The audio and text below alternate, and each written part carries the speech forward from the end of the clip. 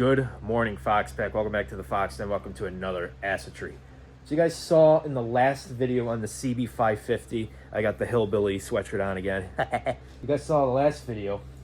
We put the Murray's carburetor kit on the bike, and it was running a lot better, but it still wasn't running right. So I rode it around off camera, and it's pretty much, while it does feel better in the low end, it's having a lot of issues. Like, it's not running right at all. So when it does like catch a little bit, it pulls even just under like quarter throttle. It feels really good. But as soon as you go past half throttle or get the RPMs up higher, it just breaks up, falls on its face, will not accelerate. And also I noticed as the bike got hotter, we started to lose one of the cylinders. It kind of started sounding like a Subaru with an unequal length header, which it actually sounded pretty cool, but it's not supposed to be like that. So I read the spark plugs because originally I thought it was a carburetor issue, as you saw in the last video. There's no way it's a carburetor issue. For one, these are pre-calibrated and they should be perfectly fine for this bike. But number two, the plugs are way too clean. They're not so clean to where the bike is lean, but they're what they should be in the couple miles I put on the bike or whatever it was. And I noticed one of the plugs was just a little bit dirtier than the other. So I checked spark on the number 2 cylinder, and I didn't check the other ones really. And I noticed it was occasionally, just cranking it over, I noticed it was occasionally inconsistent. Like, there'd be points where it would just stop sparking for like half a second and then start doing it again. So something just wasn't right. So, I'm losing my mind with this. I want this thing to run right. And also when you can rev this thing up standstill, but it just doesn't, it doesn't sound good. It breaks up a little bit. And it blows black smoke out of the exhaust, like a lot of black smoke. And I thought, oh, well, carburetors are too rich because these are notorious to run pretty rich anyway. But it's normal. But then I thought, well, it's got to be ignition, even though I already checked the timing and set it, or so I thought I set it, because I'm still learning about points ignition. But upon further investigation, I started to clean these, and I don't know if it's going to show up on camera. Let me see if I can show you guys. So right there's the point, or one of them anyway. Oh, now you can really see it. See that right there? You see in the middle how it's got that like divot in it? That is not supposed to be like that. It should be completely flat. You guys can really see it. So let me go back to normal zoom here and I'll show you. I was using this file to clean it. And this thing, I don't know if you're going to be able to see it, but I'm going to drag it across that divot. Let's see if I can get it on camera. Oh, right there. See that?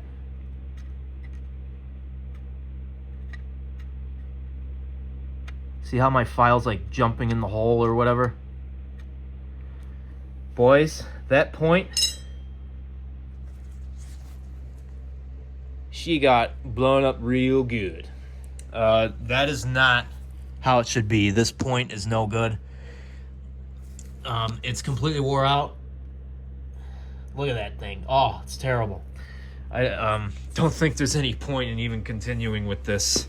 And then this one is the same. I didn't clean this one yet. This one is pretty much the same way, but I don't think it's quite as bad. So my theory on what's happening here, the timing is probably off a little bit because I just did a really quick timing job on it and I'm still learning how to do this. It's probably a little bit of a combination of that. In fact, I actually have a timing light coming in today to really be able to see where this thing's firing. But what's probably happening is in the low end when the engine's slower, it's sparking more like it should, but still not great. And then when we rev this up higher and the advancer kicks in and it needs to spark faster, with engine RPM, it's simply just not keeping up. because if you just creep on the throttle to get the RPMs up too, from what I remember at least, it will also break up, and this just can't keep up with it because it's all, you know, jacked up. So I'm cleaning these a little bit, and then I'm gonna recheck the gap with my clearance tool, and I just want to see if this improves it at all. I doubt it will. With my luck, it's probably some other issue with the bike. I mean, who knows? This is an issue that the previous owner knew about for sure, because they changed the ignition, but he told me the old ignition, which I have, is good. So, but obviously they never cleaned these points, and that was my fault. I didn't look at this when I had this off before. I should have cleaned these points and looked at them better. So yeah, I think that's our problem. I hope that's the problem. I really wish I had footage of this. I really got to throw the camera on the helmet so I can show you guys some riding around on this thing. And then it gets worse when the bike gets hot. You start losing one of these cylinders, and it sounds like it's on 3 cylinders. So for now, we're going to try cleaning these, and I'm going to see just if it improves at all, and I'm also going to check the timing. I'm waiting on the timing light to come in today, and then see if it improves it at all. It might improve, it might not. They are pretty dirty too. I got this one pretty clean. I got to hit it with the fine sandpaper, but I mean, it's not going to be perfect. And by the way, don't let these metal shavings get everywhere. That's not good. So basically, the game plan from here is we're going to convert this to electronic ignition. And by no means is electronic ignition perfect either, but we have to do something. We're just going to get the Dynatec S.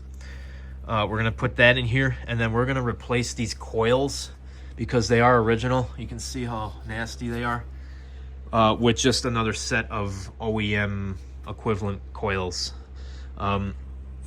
just to make sure that those are fresh.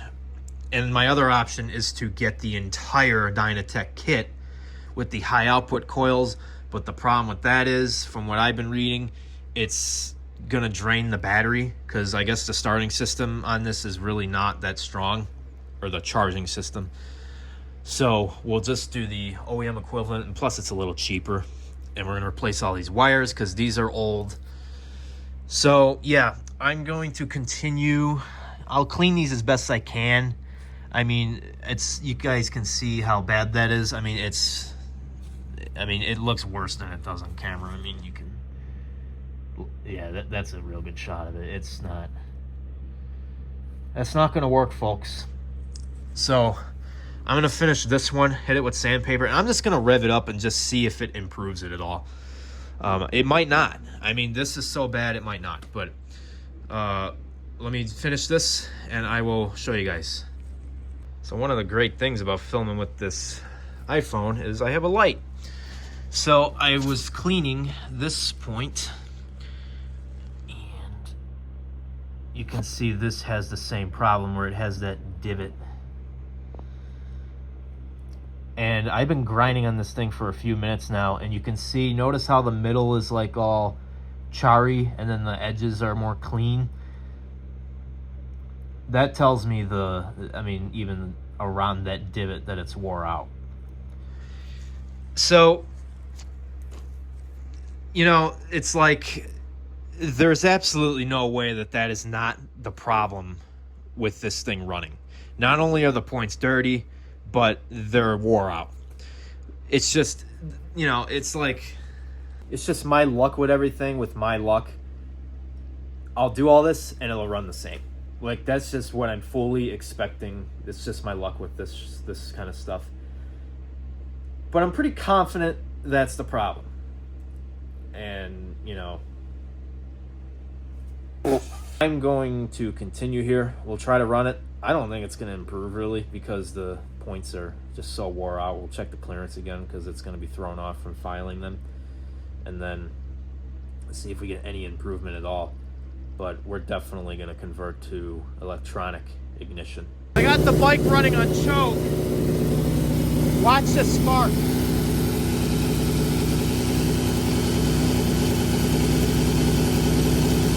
See how it's jumping all over? See that? It's not supposed to do that. All right, so that's going to wrap up this quick video. We have worn points. There's absolutely no doubt about it. I did rev the bike up a little bit.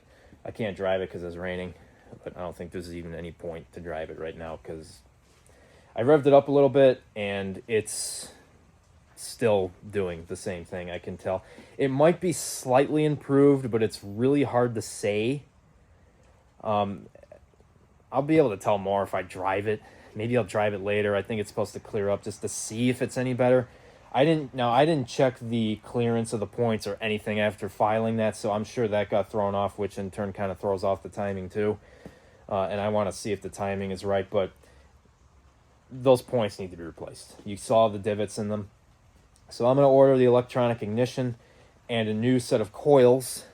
We're going to put those on, and then hopefully the bike will finally run right. I don't know what else it would be at this point, because the motor seems healthy, and it's worse when it's under load. So I don't know. But yeah, we're going to do the electronic ignition and see what happens from there. So stay tuned for that video.